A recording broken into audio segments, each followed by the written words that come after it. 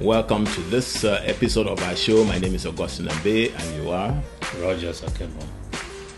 Rogers, I don't know how you feel, but sitting here in 2020 on this particular show, I'm feeling the same as I felt in after October 1, 2017.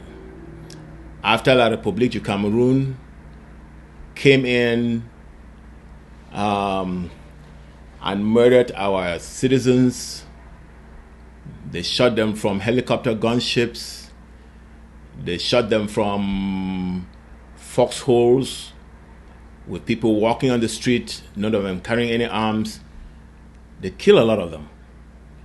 The Catholic bishops reported on that. Amnesty International reported. I don't think anybody can really get a head count of how many people were killed. The following weeks was a week of mourning, the type of mourning that Ambazonia has never seen before. So it's kind of weird that in 2020, I'm feeling the same again. And let me tell you why I'm feeling the same. I'm feeling the same because of what has happened in the territory. There have been two. There was an event that happened in Bui, and this time it wasn't La République killing Ambazonians, but it was Ambazonians killing Ambazonians, and it brings that kind of it shows that the territory that we're mourning today the same as we mourned in after October 1, 2017 with that particular massacre. Tell me how you're feeling. Yeah, fellow viewers, glad to be with you again. It's been a while, but we are always for the struggle, even though I've been off air for a while. And you're perfectly right, Mr. Ambe. We all feel the same, and the national territory feels the same. I think you bring back those memories of the show we did after October 1, 2017. Yes. Where we encouraged those who had lost loved ones and reminded them that we had a duty to our people and to the children that those people who have fallen left behind. And that their lives were not fallen in vain. Yes, to make them understand, the children understand why their parents died. Some of us, a lot of people, a lot of our citizens have tried to do that. We have done that successfully since 2017. Yes. Because you remember, after all those burials, people went back for a while, prepared themselves, and I think somewhere we are going to also explain this ties into what we are talking, what happened today. Mm-hmm. But our people went and prepared themselves and came back, and you saw the stories from Manu. Mm-hmm. Mm-hmm. And that has brought the struggle to where it is today. Yes. And so we were somehow had forgotten that feeling that we had in October of 2017. Mm-hmm. Because the response in some ways, not completely, had assured us that those children will grow to know why their parents or their siblings died. Mm-hmm. And when some of the things I don't want to make it sound as if I'm giving La République a pass. But you remember the way La République came out, and you and I have done a show where we have indicated some of the lies that made La République prepare. Maybe La République wanted to come out and send a message in the way they killed our people. But some of the lies from particularly Akwanga that he put out there, telling the people that they had imported weapons from the Middle East and people should go on a particular Monday and pick up their weapons. We have highlighted those lies. Yes. And I think our viewers can go back and look at our show, what that lady from France said. Yes. So those lies caused part of the pain that we failed in October of 2017 with the actions of La Republique. They are responsible for their actions. I am not in any way absolving them of those actions. But I can state categorically that some of those actions came from those lies. And what we are in pain today is still a continuation of those lies from the diaspora to the people who are defending the homeland. You know, setting people up, telling stories about these people, making these people look bad so that you can go out and feel confident to go out and kill your fellow citizen in the name of the struggle. It is painful. And a lot of our able fighters have not fallen at the hands of La Republique. We did a show here where we reminded our boys that when somebody comes and tells you that you should go out there and kill one of your own, you tell them that you're not going to do it. Why? Because your action, if you take those instructions and go execute them, you are actually doing La Republique's job. You are doing the job for La Republique. You are making it easy for La Republique. It puts people in this state of mind where you and I find ourselves today. It sucks the air out of the struggle, and it demoralizes people. Yes. Let me say this, okay? Our fighters on the ground have two problems. The problem to defend themselves against La Republique's aggression, and the problem of having the means to defend themselves.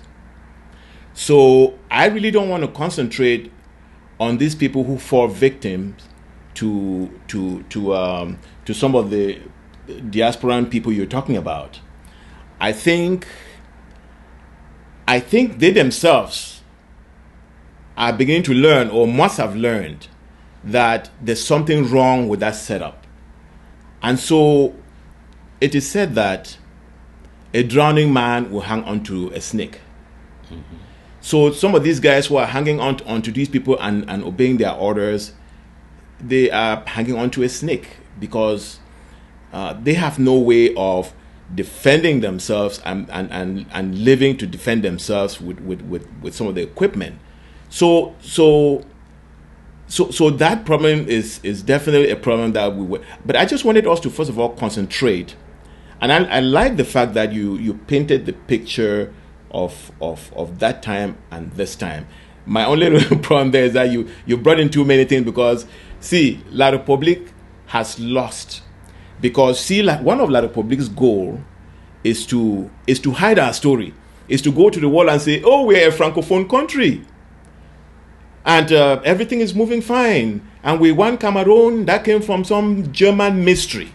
You know what I'm saying? That has been demystified now. Okay? We have let the world know that Ambazonia exists. We have let the world know what our problem is. And there are a lot of people who sympathize with our problem. La Republique couldn't tell our story. We told our story. And the whole world bought our story. So we have won this round. You know what I'm saying? I think where we have failed is exactly what caused the situation in Bui, where we have good fighters on the ground. They are very well motivated, but they don't forget that our territory was impoverished. And La Republique impoverished us for the 57 years, shut down our economy, shut down our government, took out our valuables so that we should have no way of supporting ourselves and depend on them. And so with them now attacking us, our citizens have no way to support themselves. And so we have fighters on the ground who are ready to fight, and there are citizens abroad who are ready to contribute, but some middlemen interjected themselves, partly because La Republique also destroyed our leadership. You know what I'm saying? Even the leadership that organized the ground, they destroyed it. So these middlemen came in and they have caused the situation that is on the ground right now, that manifested itself in Bui. But let's move forward Let me just go say something before I conclude that piece. Yeah, let me respond to what you said. Yes, and it is true, everything that you said, but where I differ with you is where the responsibility lies. Yes, those middlemen that you describe, because they are manipulators, that is what they are going to do, and they are going to do that from sunrise to sunset. Okay. The question is, those people that they are manipulating, in our last show, where we acknowledged and highlighted their heroism, where they were singing "Mama, Don't You Worry." Yes. In that show, we reminded them that you have to ask yourself, why did I join this struggle? Did I join this struggle so that somebody can come in and manipulate me and turn me against my fellow fighter or my fellow brother? Or did I join this struggle to defend one of those that they are sending me to go and kill, and defend the children and defend the women and defend the land? So I can sit here and call you and manipulate you and indoctrinate you and give you those instructions. I cannot move you from here to go and execute. That responsibility comes down on the soldier.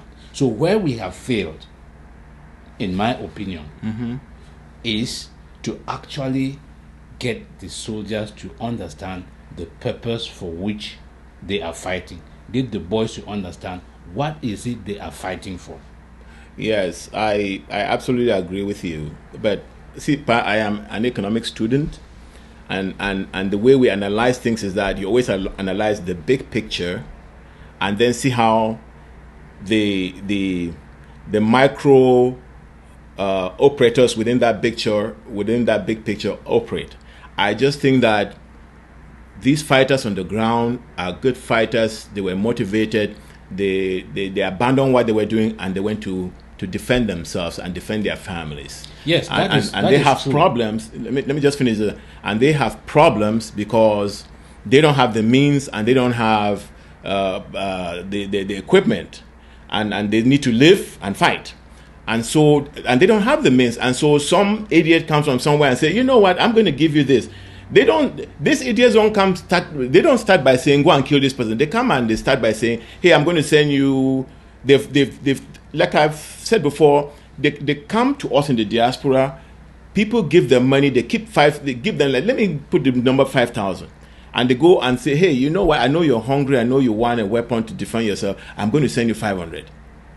Send them the 500. It's only later. If you look at what ADF is doing, ADF is run by people living in the West.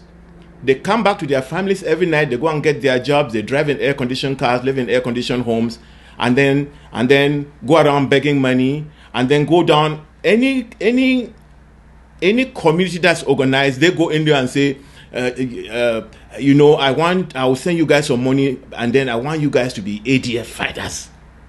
And then they send them a little bit of what we sent to them, or what they've collected from the West. You know what I'm saying? That's a model. That's a model that all these people hiding in the peripheries of the West are doing. That is the model. We have to destroy that model. That is the big picture.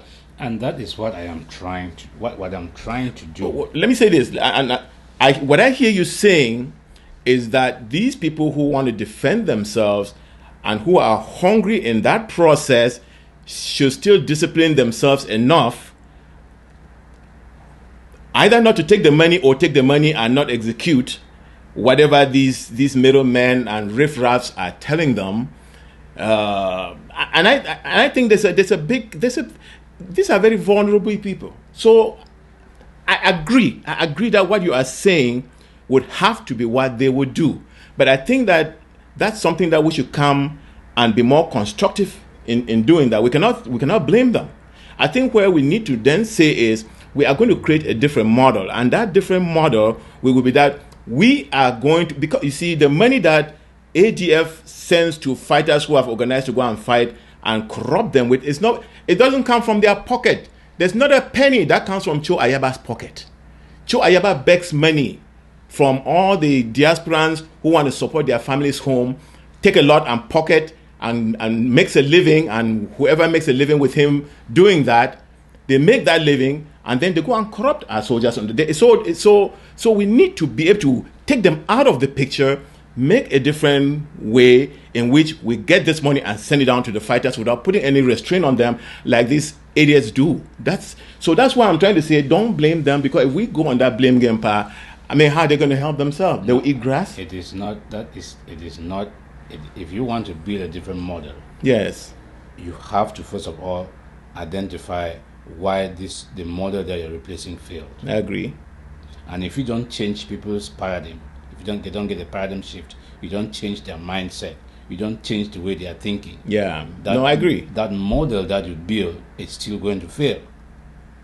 So, in building that new model, in problem solving, when you want to solve, you have to identify what is the problem. Yes. And to me, the problem at this point is the lack of understanding of the goals, the purpose for which we are, why we are doing what we are doing. Because if you understand that, and you understand what it's going to take for you to be successful in this journey that we are on, then no matter how much money that somebody gives to you, no matter what anybody does, you are either going to say, hey, because there are people that Bob God told you, a lot of people said we don't need money. Yes, those were lawyers who could listen. It is not about the money. Yes, and part of the problem too is the way we have approached, or the guys on the ground have approached this struggle, setting up camps, people leaving what they were doing and going and sitting in camps and saying they are in camp, that you have to feed them and do this and do that. That is still a wrong model. Those are all the wrong approaches. Because in a guerrilla fight, everybody, you and I, we go to our jobs every day and we come back and we do the struggle's work. Don't we do that? That's what we do. Yeah, we have the luxury here to do that. Listen, well, you can go to Vietnam and look at how the Viet Congs fought. These examples are replicated everywhere. Okay. You can go and look at how they fought. People did what they were supposed to do during the day, and at night they were fighters. In the morning they went to their rice farms, and they were in their rice farms and working. So when people cannot choose to go and sit down and say they are fighters, then they go out, then they begin to set up roadblocks, harass our people, collect money from there, you move from there, you go to kidnappings and all those things, all instigated from the diaspora. So if you want to change the model, you have to identify. Are you saying the Amba boys do all these things that you mentioned, or the Atangaji boys, fake Ambas, do that? If it is only the fake Ambas that are doing that, then you would identify them and take them out immediately. A lot of it was done by the Atangaji boys, but part of it, some of it, the checkpoints. How many people have we lost on checkpoints? Even yesterday, people are killed on checkpoints. You are doing checkpoints for what? What are you controlling our people for? These are the things we are fighting against. Roger, let me say this, okay? So what I'm saying is, if we are going to build a model, a long-term model that is going to be successful, we have to be honest with ourselves. We have to identify these problems and get the boys to understand. If you want to be in this fight, you have to know why you are fighting. That's the first thing. I think a lot of them know. Well, you've educated them a lot, so I don't know, because if it is true what you are saying, then after that show that we did after Guzang, you and I would not be sitting here today feeling depressed and mourning the loss of able soldiers again at the hands of other soldiers. Let me say this, okay? I think that within this past 3 years, we've learned a lot of lessons. I think I've had a lot of hate mail coming to me because I call those who, even after Sako and his people have stolen my trip to Boyamoni, came and took a whole infrastructure that was set up so that people were just sending money every month just constantly. they took that structure, destroyed it. After all of that stealing and failing us, some people kept supporting them, and I started calling them cultists. And they send me hate mail because I call them cultists. And yes, they are cultists. They are Jim Jones kind of cultists. And look at where it's led us. You know what I'm saying? So I think that within these past 3 years, we've learned some lessons. The only question that I have now is, are we going to put are we going to, grow from those lessons? Are we going to make corrections based on that? I'm very hopeful that we would, because I believe that the people in the diaspora want to support the fight on the ground, and I believe that those on the ground who volunteered to actually defend themselves and the homeland. And so some of the mistakes you're pointing up, I think that the Amba boys themselves are going to learn from those. Yes, and that is our responsibility. Yes, to spell them out like this. Yes, because if you don't spell them out, then probably they don't get it. Yeah. I think some point you said we have to keep repeating these things. Yes, absolutely. Yes. So when we repeat them, our hope is that they are going to understand it is their lives that they are putting on the line. They put everything on the line for the struggle. So you want to make sure that when you put your neck out there, you are putting it for the right reasons. Yes. And the other thing that we have not talked about is these videos and audios. Oh, that is definitely a problem. And we have talked about these things over and over and over. Yes. And the people keep doing it. Yes. We have never seen where La Republique comes. I mean, they will write a few messages that they did, like they did in Biami last week, where they killed a couple of our boys in Biami, and then they wrote their message and said 7 enemies eliminated, nothing on the side of the friends. They don't take responsibility for anything. But those are their propagandists putting that out. La Republique itself, even when they are caught on video, they still lie about it. Yes, like the assassination of those children and their mothers, of the woman with a child on the back in the north. Yes, that they did. They lied, and BBC had to prove it to them. Well, our boys did before BBC proved it. Yes, because they were able to go and pull the pictures of that guy and get his name from social media and all that and put it up there. So La Republique never accepts that they have done anything. But we are the ones first every single time to go out and lie sometimes that they have killed 200 La Republique soldiers in the BLM, or kill our own people, and they make audios about it and celebrating and doing all that. It doesn't work. Let me address something that Roger is just talking about. I remember when the Amba boys just started fighting. There were no videos of them. Nobody knew what kind of guns they were fighting with.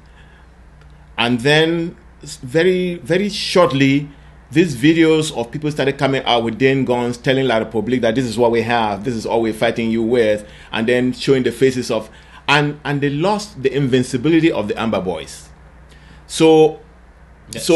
Yeah, I just... and go ahead. Is how Manu operated. And you could see how successful that was. Yes. So then you want to question, who were those who were doing those things at that time? Who was managing things at that time? And why was that successful? Because then now you had all these people who wanted to prove something, who wanted to win people's confidence. That's exactly what I wanted you to learn. Yeah. That the reason why Manu did those things was Manu went out to fight these people. Maybe at that time they had their own little resources where they took care of themselves, and then it came to a point where they needed more resources, and I think many more people were coming into the fight, and so they needed to prove to the diaspora that here we are, so support us too. That's why those things started coming out. No, it is not. It is not the people on the ground. It's not the people on the ground who started doing that. Yeah, it has always been the diaspora forcing them to do that. Yes. It has always been the diaspora. Remember, people used to make T-shirts and go and pay people to invite. All those messages were there. No, you say it. The ADF goes and makes T-shirts and wear on people's backs, and then call France 25, France 24 to come and film people. All of that was marketing, and that is all that they do. And because what guerrillas wear T-shirts and advertise themselves that they are fighters? And you see how it costed the struggle and the people. We have said all these things. So, but what it's I'm saying crazy. Is that it's crazy. It's naive. Some of those people, because it was when some of those people who did some of those things, they were accused and labeled, because that is part of what has been the hallmark of this struggle. Oh, we don't know where your soldiers. Do you have any soldiers? Where are your soldiers? And all those things. Even after that, have you ever heard where ADF with all these fake uniforms and fake T-shirts and fake fighters? Have you ever seen where they actually had a confrontation with La Republique? Have you? Tell me one fight where, I don't want to call some groups because in order to show examples of where Amba boys have fought La Republique. Tell me, is there a major fight where you've heard ADF went and confronted La Republique soldiers? Have you? Well, you see, when we ask these questions, it is to reinforce what you and I are talking about, building a different model Absolutely. For the future. Absolutely. So our people on the ground and those in the diaspora who go about buying into all this confusion, because there are people who strive very well in this chaotic atmosphere, and they make sure that that chaos goes on every day from one topic to another, so that they can strive, because nobody is looking at what they are doing. Everybody's focusing on the chaos. But we come here and we ask these questions because it has always been, you and I, our belief that it is the boys on the ground who matter. Absolutely. And I have told you on so many times on this platform that I don't speak to those people whom you are addressing. My focus every time I come and sit here is to the people on the ground, because those are the people that matter. Those are the people on the front lines. Those are the people taking the blunt of La Republique's atrocities. So my address every time I come and sit here and I'm talking, even if I'm going to use examples from what is happening here in the diaspora, it is always directed to you on the ground, because it is you who can make the change. It is you who can move the struggle. It is you who determines whether this struggle fails or it succeeds by what you choose to do.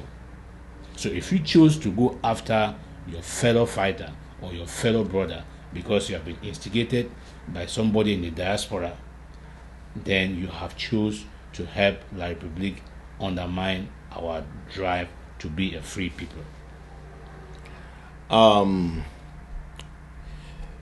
You know, it was 3 months into the Sako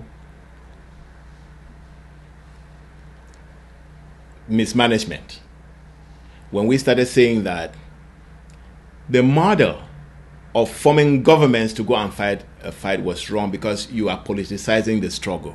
Isn't this the result? It's not. You are talking about Sarko's thing. When we started this thing from Sissoko, when they started this government. In fact, from Sissoko. And we said, you don't fight a revolution like this with the government. And people came. I mean, there are some people, even in our community here, Mr. who said they always support the government. Yes. But one of the questions we have asked here is that show me an example of any revolution like ours that has been fought by forming a government first. South Sudan fought Sudan for John Garang fought for so many years.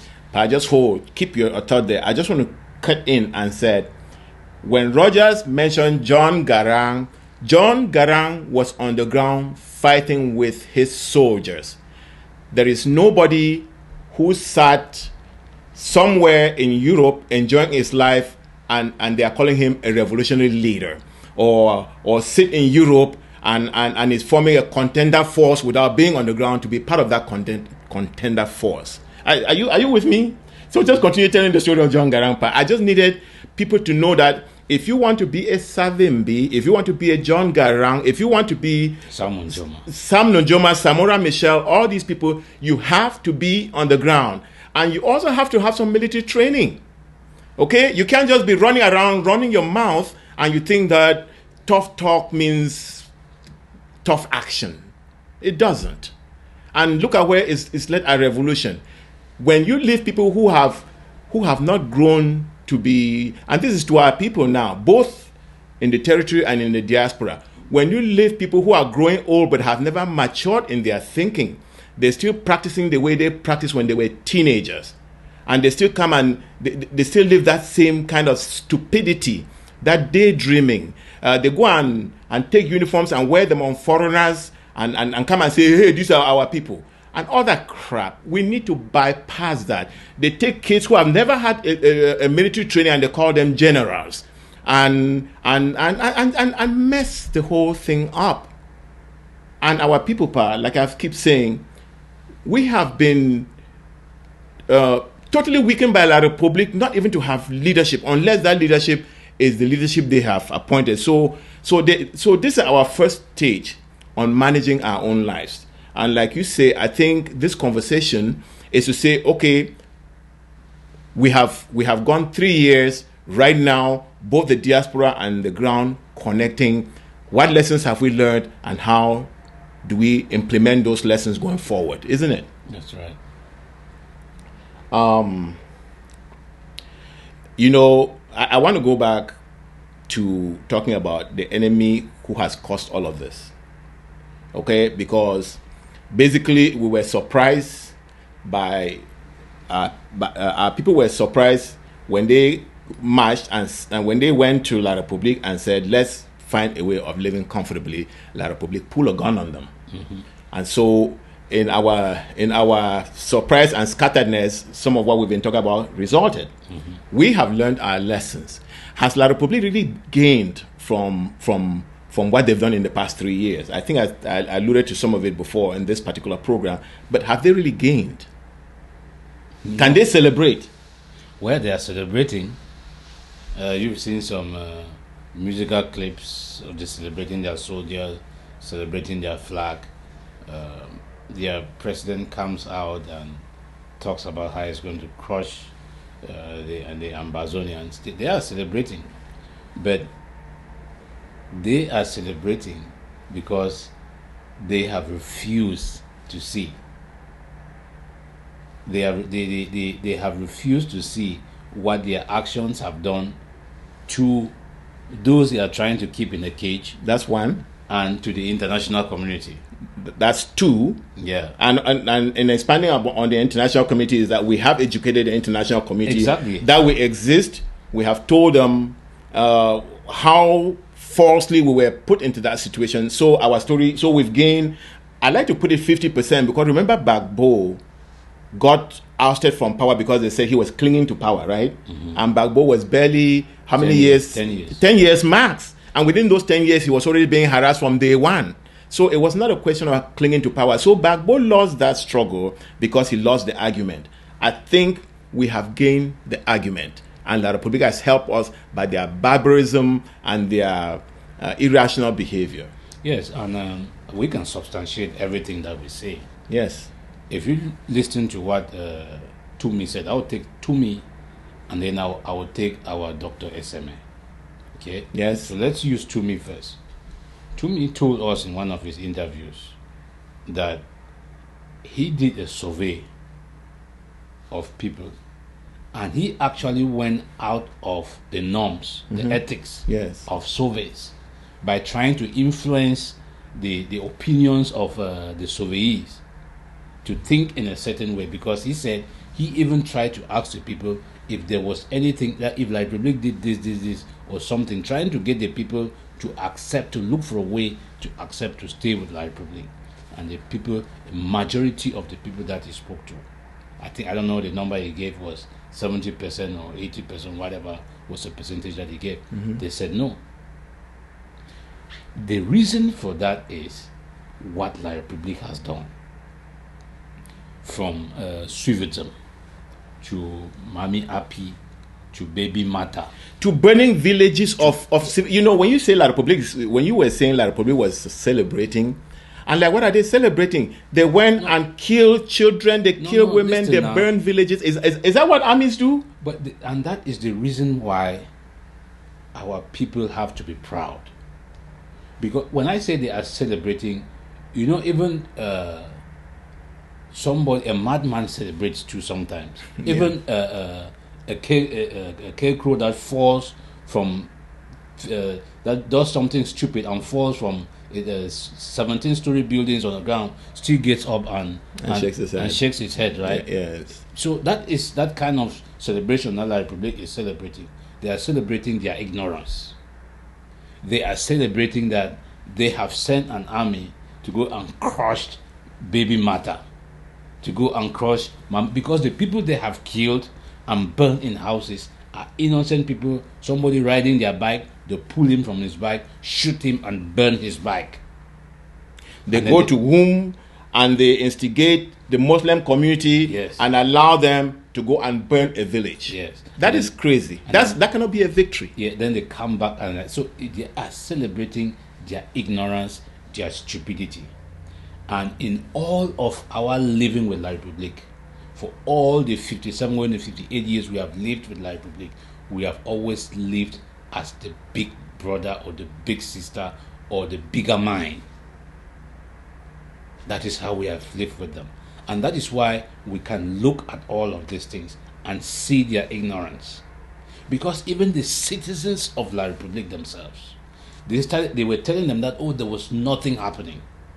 And even when they came to believe that something was happening, just a few of them have been able to say, okay, yes, this thing is happening because of this problem. A majority of the people are still ignorant. I was going to say they're still in the dark. Yes. So you talked about Cardinal Toomey. Talk about Dr. Eseme. Yeah, and I want you to talk about Dr. Eseme because I look at him as one of those people that actually believed in the system. I don't know where he stands now, but the last time we heard him talking, he was not very happy with what was going on. And that is why I said we are going to use him and show some of why our people have to. Because remember when we met with him in Atlanta? Yes. He told us in his interview that you and I have to realize there is a structure. Those were his words. There is a structure in place called Cameroon. Yes. And we have to accept that fact. Yes. So we cannot go around and begin to trying to reinvent the wheel. That is what he meant. Yes. So after our interview, everything that he has tried to do over the years, he even went to the dialogue. Yes. And then you saw how he came out of the dialogue. Yes. So it is not us. I don't know if it is us that has won him over or moved him from where that structure. We will find an opportunity to bring Dr. Eseme to actually share his experiences and what he thinks now. You know what I'm saying? Yes, but what he thinks now. This analogy that I'm doing is just based off that snippet of his interview. Yes. So he is no longer talking about a structure that we have to reckon with, but now his thinking has evolved. In that little clip that we played in that interview you're talking about, he was on television reminding La Republique that there were two parts that came together. Yeah. And I remember him saying, East swallowed West. Are those the words he used? That's so there's something wrong. There's something drastically wrong, and there's some denial. But having said that, so we've established that, and we talked about Gbagbo, how the international community went and took Gbagbo out because they say he was clinging to power. You cannot look at that situation and not think that there is some international conspiracy to allow to not do to Paul Biya and La Republique what they did to Gbagbo 10 times more, because Gbagbo never went killing any babies.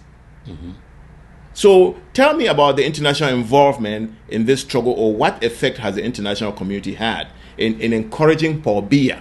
Because Paul Biya has lost election after election. The West have written that he's never won an election, but they allow him to remain there doing what they're doing. And that could not happen without their complicity. I remember you were talking about how the international community has treated Myanmar different from how they've treated Ambazonia. Any thoughts on that? Yeah, well, the international community is you and I would love for them to have responded, because the evidence is there. Everything is there with alacrity, with speed, but they have not done that. But they are getting around because there had never been a congressional visit from the United States Congress to La Republic to Cameroon for any reason. I've never known any congressperson who had ever left from Washington D.C. or from their home state and gone to La Republic. Pa, let me tell you why I'm laughing. Okay, I'm smiling because I'm questioning, was that congressional visit a positive or a negative? It was a positive for the struggle, and it was a negative for La Republic. In what way? Kerambas came back and was talking about dialogue. He never went to Ambazonia.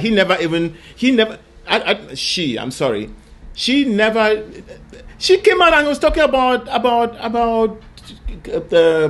dialogue and see. Let me tell you something. The two visits that went down there that I can remember, there are more, but the visits that went down there, Kerambas was one of them. They never came out talking differently. There's this Michelle Bachelet who went down there and started blaming Amba boys for being the ones burning their own homes and killing their own parents. Hello? You know what I'm saying? Mm-hmm.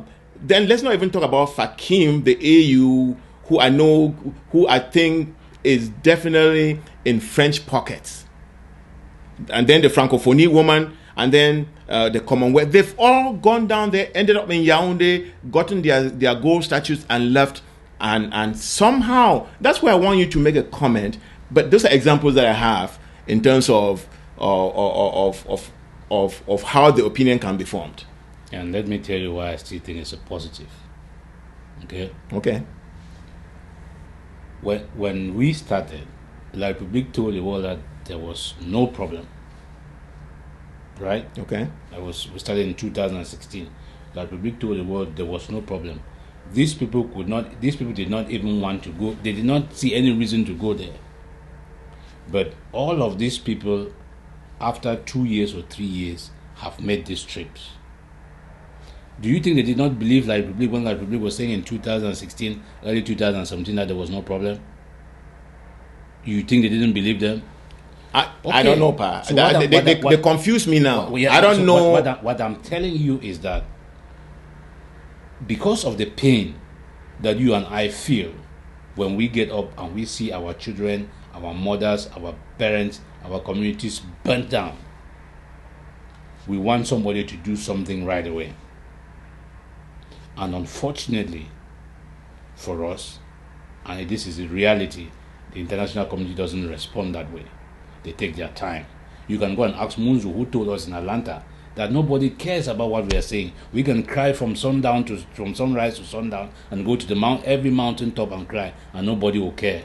Is that true? No, absolutely not. Okay, so that's what I'm saying. That is the positive. So it might take longer. The response is not like the response we saw in Libya when Gaddafi threatened Benghazi and they loaded the bombs and went and bombed him out. That is what we would have wanted. But it is slow. It is painful. But we are getting there. And that is what our people need to understand. And that is why you and I sitting here in the diaspora, we have to keep the flame burning. We have to keep the struggle alive. We have to keep those protests in the face of all of our neighbors. They have to know that this is what is happening in our communities. Because when those our neighbors know, like we went to our church here, they know. Now they want to know what is happening. Why is it happening? Why is their congressperson not doing anything about it? Why is America still sending money to La Republique to Cameroon? And those little things will then one day have a chain reaction. But we have to keep at it because it's not going to happen overnight. Let me say this, okay?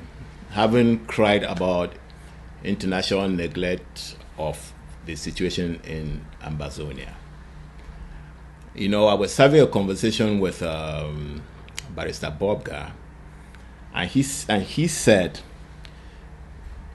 we are beginning to think that the international community owes us something. There you go. And that the international community doesn't owe us anything. Exactly. He said that Thibault Nash makes a statement and people all over the place as though Thibault Nash is our foreign secretary. Yeah. And that, so the international community doesn't owe us anything, my brothers and sisters. We have no friends. La République is a colony of France. France is a global player. So France is preventing all of these things From happening. France took the UN and the whole international press and diplomacy and went and crushed Gbagbo when Gbagbo was doing nothing but trying to uplift his people. The same France has employed, advised, supervised La République to go down and murder our people. They've burned over 400 villages. I don't know if the intention now is to drive all Ambazonians out of Ambazonia, if that's how they want to keep Ambazonia. I don't know if that's what they're doing. But they've done this on the backs of women, children, old people, burnt in houses. People are riding their motorcycle, going to work, like Roger just said, and they blow his head off. You remember the guy who was coming from Bali? Yeah. And he's riding his motorcycle, and they blow the heads up. I just read another story where, it has become so wild that when young men see a military man, they run away because... And then they kill you for running away. They kill you for running away. They go and kill your family for you running away and then go and burn your home. That is what is happening in Ambazonia now. If that is not Armageddon, tell me what is. So we have no friends.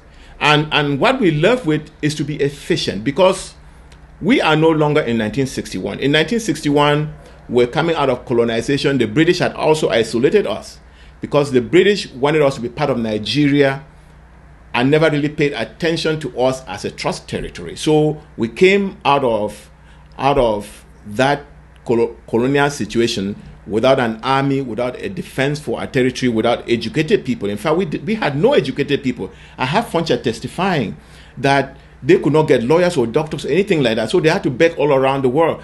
But we are no longer in 1961. We are in 2020. We're in 2020. We have all the specialties in the world, some of the best in the world. We need to come together and put another model that works for us. It needs the diaspora working with the territory, working with our people on the ground to get that done. SDF could have not succeeded without the help that came from the diaspora. So the ground has to organize itself and take some of what Rogers has been talking about, practice it, and then the diaspora needs to organize itself. We need to bypass all these idiots, because in 1960 we had Funcha, who barely had a primary school education, leading us. Now we have fake pastors with fake degrees. We have fake commanders with fake degrees. All of them jobless, living up the struggle, living off the land. So I can tell you that we'll have to force them to get off that feeding machine that they've plucked into, when that machine was supposed to go and help our people off the ground. So we'll have to force them. And the way to force them is to take away that support and rechannel it to another process where our people get the help. And Roger, I agree with you that the advice is necessary, but the ultimate people who need to implement that is the ground. And they will take the advice of people like you and I talking, and also their own experience on the ground, put it together in order to survive. Because we have to win this war. If you think that La République is going to let us go back and even be the old Ambazonia that we used to be, no. La République is going to be on our tail forever because we've scared them. Remember that when the SDF came, it took La République unawares. Shortly after that, the phone system in Ambazonia was being answered in French. Remember? Mm-hmm. Before that, when you call Bamenda, they were answering in English. After that, they were answering in French. Hotels like Ayaba were packed with francophones. They started moving their people into our territory, isn't it? Mm-hmm. And those were not by accident. So if you think that after, if we let La Republique win or have any success here, you think they will let you go back? And no, they are going to be on your tail. And if I tell you what, a Gestapo Germany would be like a holiday. You have anything to add, Pa, on that one? Yeah, well, you said a couple of things, and some of the things I was thinking while you were speaking. Yeah, we have no friends, and France has been very effective. And I can tell you too that when the ANC started in South Africa, they had no friends, especially in the West. I mean, they had ZANU Party, they had Robert Mugabe, they had the other people in Africa, but they had no friends. They had Margaret Thatcher, who was against them. They had Ronald Reagan and all the subsequent American governments Yes. that were against them. Yes. They branded them as terrorists. Yes. But they looked for a way to work and bring the populations, and at one point it was the American government on the case of the apartheid government in South Africa. So there are these models around the world that we don't have to go and reinvent the wheel, that we can copy from. What our people need to do is to desist from talking to ourselves on WhatsApp, on Facebook, and then thinking that we are being effective in fighting the struggle. From sharing all kinds of nonsense on Facebook, filling people's phones with all kinds of crap. The only thing that I want to see on Facebook is a documentation of those atrocities that they are committing on our people, so that we have that evidence to show the international community. What I have decided to do, and this is an oath that I've taken to myself from the days that I joined the struggle at SCNC from the very beginning, I would always do my utmost best to move the struggle wherever I am. Wherever I am, my focus is the struggle. And I will use everything around me to make sure that I do that. Right now, we are in the diaspora. And for the past 2 years, or since Seseko was abducted, we have not got the diaspora to where it is supposed to be in terms of keeping the images of all these atrocities in front of those who are in decision-making positions in the West. Because it has to be a staple in their menu. All these things, we don't have that kind of geopolitical necessitating environment like Myanmar. Yes. Where the West want to punch in there and pull out some of the things that the junta in Myanmar has done to the Rohingya Muslims, which is less than what the Republic has done to us, and show the world that this is what Myanmar is doing. No, we don't have that benefit. But all we can do is to go out to our neighbors, to the schools where our children go to school. When I go to my kids' school, I tell the teachers. When I go to church, I tell my fellow parishioners. Everywhere I go, when I go to work, I talk to my friends, especially those from Africa, especially those from Eritrea, who have had this experience. When I have signatures for something I want to send to my congressperson, the most signatures I get is not from my people. No. It is from the people I worship with. Yeah. It is from the people I work with. Because those are the people that I have to recruit to come along to help me in this fight. We have to stop talking to ourselves, sharing messages on WhatsApp, and then feeling that we are doing the fight. It's not. Because you are standing on the same place, you share messages, you go to sleep, and you get up, you continue to share those same messages, and La Republique is out there knocking on doors, paying people. You go and somebody receives you, and before you leave that person's office, another idiot has come in too. No, that is not even the point that another idiot has come in. But you put it on social media and expose that person for whatever they were trying to do with you. And then the public sense is paid again to go and take care of that. So those are the things I believe we need to do and we need to change to move the struggle forward. Thank you. As you were talking, I made 2 points from what you said, and these are very important points. I just want to emphasize them. I think we need to stop talking to each other, like Roger has said, unless there's some strategic thing that we're doing. So we need to make friends. We need to campaign in the international community. We need to organize in every single state in the United States, and if you are watching us from another country, in your country, so that we go to our own political representatives in that country as organized groups. If you go as alone, it doesn't work as much as if you go as part of an organization. So we need to be organizing ourselves better. So we need to make friends. Roger, there's another thing that you talked about, which I don't know that we can talk about it enough, and it's this noise level. We need to be quiet. Our fighters need to have secrets. Our people in the diaspora need to have secrets. And I think the reason why we don't have all of those things is because we are not organized. We make decisions as a group. Ruling by a committee has never gone anywhere. So we need to set up local organizations that are effective, and then we approach our local leaders so that these local leaders can move our issues forward. We need to make friends internationally, because we are not going to defeat La République by just being ourselves. We need to have our own people working in Nigeria, because Nigeria is what they call a frontline state. Mm-hmm. And Rwanda took the French army and knocked them down just because they had the support of Uganda. Mm-hmm. You know what I'm saying? Yeah. Zambia was a frontline state to South Africa. That's why they won.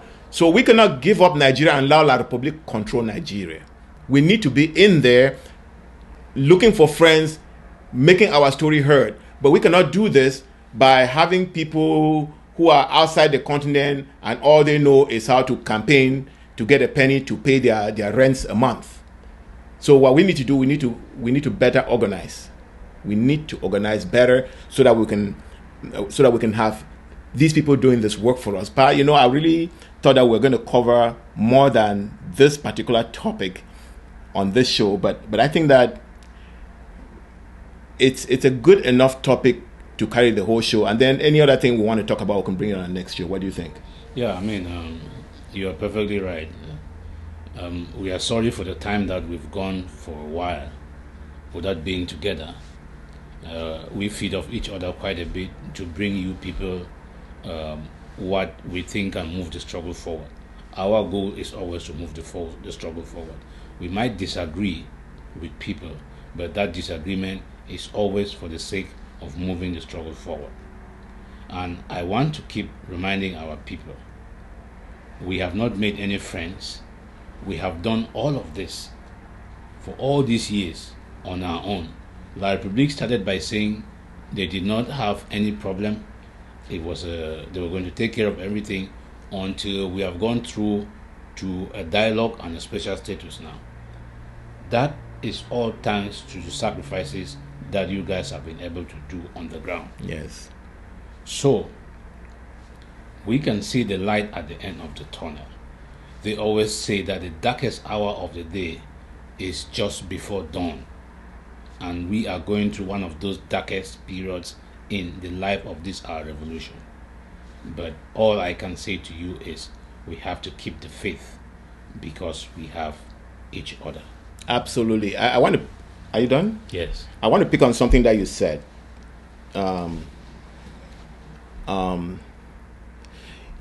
this struggle, and I know our people are very, very social beings that socialize with each other a lot.